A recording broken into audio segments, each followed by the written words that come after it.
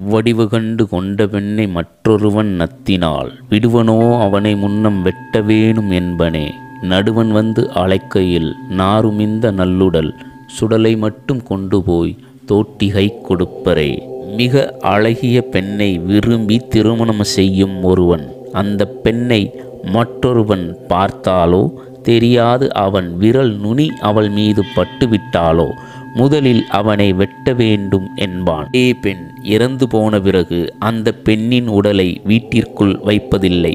உடல் அழுகி துர்நாற்றம் வீசிவிடும் என கொண்டு போய் மயானத்தில் தோட்டியின் கையில் அந்த உடலை கொடுத்துவிட்டு திரும்பி கூட பாராது வந்து விடுவான்.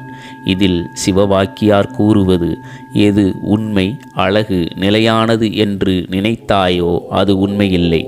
மனதால் சிவத்தை நினைத்துப்பார், உண்மை நிலை புரியும். நம சிவாய.